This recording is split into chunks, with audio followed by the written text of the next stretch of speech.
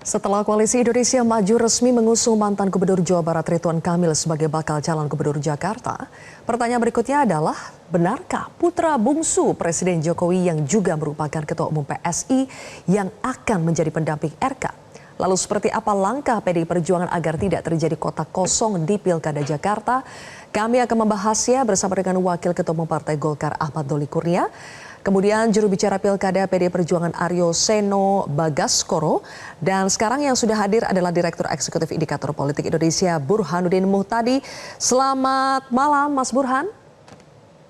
Malam Zilvia. Baik, kita masih menantikan kehadiran Bang Doli dan juga Mas Seno ya. Kita berdua dulu nih Mas Burhan. Mas Burhan, saya harus tanya dulu, menurut Anda kenapa akhirnya Kim Plus mendukung RK di Jakarta bukan di Jawa Barat? Saya kira terjadi kesepakatan terutama antar para dewa seperti yang diistilahkan oleh Bang Syahroni ya. Para dewa di internal Koalisi Indonesia Maju.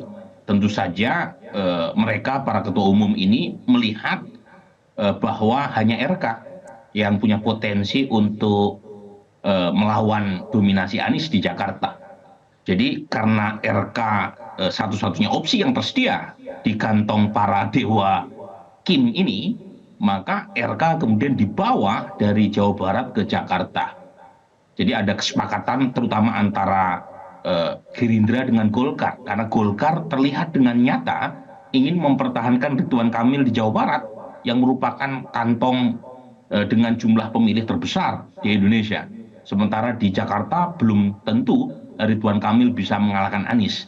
Tetapi sepertinya kesepakatan besar itu yang membuat Golkar harus berkorban dan membawa RK ke Jakarta dengan segala risikonya, termasuk risiko kalah. Tetapi per hari ini memang RK satu-satunya nama di antara 40 calon gubernur yang pernah indikator uji yang punya potensi untuk melawan Anies. Jadi kalau misalnya itu terjadi, Anies versus RK di Jakarta, maka terjadi big match.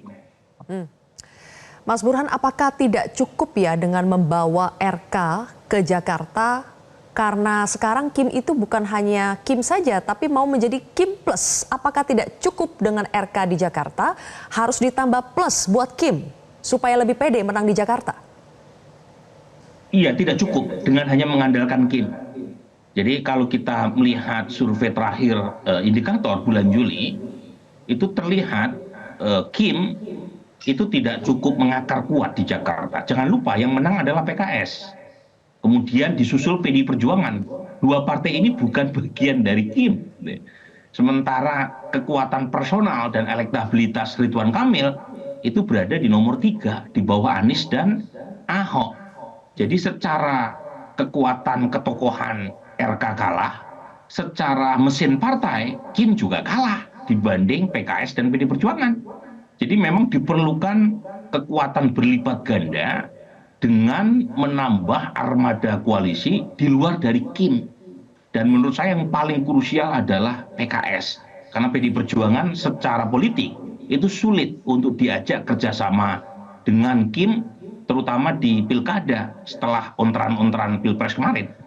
Jadi yang paling menentukan sekarang setelah RK diputuskan untuk maju di Jakarta, pertanyaan mendasarnya adalah plusnya ini siapa saja? Ya. Ada Nasdem, ada PKB, ada PKS.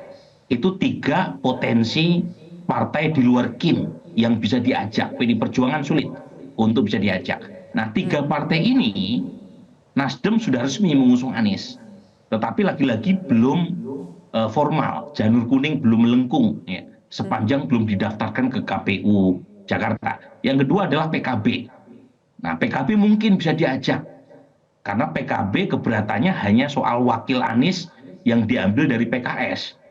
Nah, PKS ini jadi menentukan karena sudah mengumumkan paket Anies dan Sohibul Iman.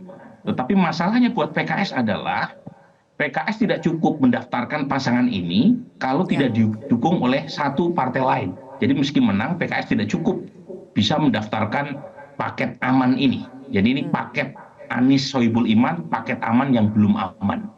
Nah, pada titik itu, Kim ini menjadi sangat krusial untuk mendapatkan dukungan terutama dari PKS kemudian PKB dan Nasdem.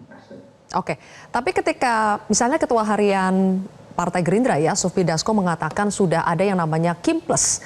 Menurut Anda itu beneran sudah ada plusnya, sudah sepakat begitu siapa? Atau sebetulnya belum ada partai resmi yang bergabung dengan Kim? Sepertinya sudah ada penjajakan yang jauh ya berlangsung di belakang layar. Jadi kalau statement itu muncul dari Pak Dasko, kemungkinan besar statement itu sudah ada semacam penjajakan awal, meskipun secara formal belum ya didaftarkan ke KPUD karena jadwalnya juga belum terjadi. Tapi poin saya melihat karakteristik partai-partai kita yang mudah pindah ke lain hati dan bangunan koalisi selama ini tidak pernah tegak lurus antara koalisi di tingkat nasional dengan di tingkat pilkada, kemungkinan pindahnya sebagian partai-partai pendukung Anies atau Ganjar ke Kim itu sangat mungkin terjadi. Dan uji loyalitas itu dimulai dari pilkada. Jadi ada semacam test case apakah mereka loyal sama Kim atau tidak dengan melihat komposisi koalisi di tingkat pilkada. Karena pendaftaran untuk pilkada itu dilakukan sebelum masa jabatan Pak Prabowo dimulai 20 Oktober. Karena pendaftaran dimulai akhir Agustus bulan ini. Baik. Jadi sepertinya sudah ada, tetapi lagi-lagi ya saya pribadi ya, ini don't get me wrong ya Zilvia, saya berharap betul Anies bisa berlayar supaya tidak terjadi calon tunggal. Jadi kalau misalnya semua partai di luar PDI Perjuangan mengusung Ridwan Kamil, maka PDI Perjuangan tidak cukup mampu mengusung Anies sendirian. Dan ini bahaya buat demokrasi. Karena prinsip demokrasi itu manusia lawan manusia, bukan manusia lawan kota kosong. Jadi jangan biarkan demokrasi lokal kita tercederai dengan tanda kutip ya memaksakan calon sehingga melawan kotak-kotak kosong ini. Dan sudah ada tendensinya sejak 2015. Jadi data saya menunjukkan makin tingginya ya, kompetisi di tingkat pilkada yang diikuti oleh kotak kosong. Ya, dan makin berkurangnya kompetisi di tingkat pilkada. Dulu awal-awal pilkada itu banyak sekali wilayah di mana kontestannya itu double digit. Kabupaten Kaur misalnya di Bengkulu itu 14 calon. Tapi belakangan makin mengecil. Jadi menurut saya ini perlu saya ingatkan Jakarta jangan sampai ke arah sana. Karena itu akan merugikan demokrasi kita dan akan menambah ya, democratic decline yang kita hadapi belakangan. Ya, tapi apa ya Mas Burhan bargaining point-nya untuk katakanlah PKS atau PKB atau Nasdem untuk mau bergabung dengan Kim Plus ini? Tawaran untuk mereka apa yang kira-kira memungkinkan mereka untuk masuk ke dalam Kim? Menurut saya memang godaan kekuasaan cukup kuat ya, dan menurut saya kita tidak bisa menyalahkan itu semua karena insentif menjadi partai oposisi terlalu kecil di Indonesia ini. Jadi kalau kita melihat belakangan insentif sebagai partai oposisi di Indonesia secara elektoral nyaris tidak ada. Kemudian secara finansial juga tidak ada. Jadi studi dan Slater atau Dodi Ambardi sudah menunjukkan betapa menjadi bagian dari partai kartel itu menguntungkan minimal secara finansial. Apalagi kalau secara elektoral juga tidak memberi jaminan menjadi bagian dari partai yang berada di luar kekuasaan itu punya nilai atau added value secara elektoral. Ternyata tidak. Ya, 2024 kemarin PKS solid berada di luar, bahkan menjadi satu-satunya partai yang berada di luar kekuasaan setelah Demokrat masuk ke dalam. Ternyata PKS juga tidak bertambah kursinya. Jadi lagi-lagi poin saya, kita tidak bisa menyalahkan praktek itu, tetapi saya berharap betul atas nama demokrasi dan kepentingan publik yang lebih luas dan untuk kepentingan Pak Prabowo. Jadi kalau Pak Prabowo mendapatkan second opinion, mendapatkan gugatan dan tantangan yang sangat berkualitas di parlemen karena oposisi berperan baik, itu akan meningkatkan kualitas policy making yang dilakukan oleh pemerintahan Pak Prabowo. Jadi sebenarnya banyak keuntungan oposisi ini, tetapi lagi-lagi atas nama kepentingan jangka pendek seringkali ya itu dikorbankan. Dan test case-nya itu memang pilkada, Zilvia. Pilkada ini ya, itu dianggap sebagai bagian dari Ya. uji loyalitas. Apakah partai-partai yang kemarin tidak mendukung Pak Prabowo solid atau tidak mendukung Ya, ya. pasangan yang ditawarkan oleh Kim. Dan kalau misalnya mereka bersedia, itu akan menjadi semacam konsideran untuk menarik mereka ke dalam pemerintahan mendatang.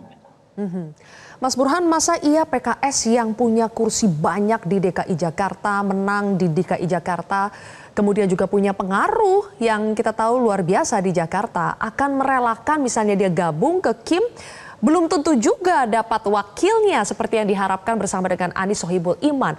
Jadi apakah nanti akan semakin sulit kalau misalnya ada partai yang bergabung ke Kim, bukankah itu semakin sulit untuk menentukan wakilnya siapa, wakil dari RK? Kita akan bahas nanti, Mas Burhan, usai jeda. Pemirsa tetaplah di Prime Time News. Kembali lagi di Prime Time News, pemirsa.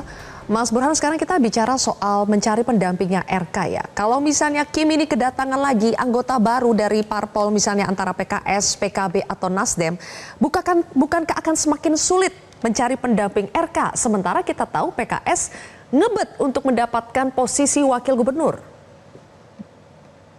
Jadi politisi itu punya banyak akal untuk mencari konsensus.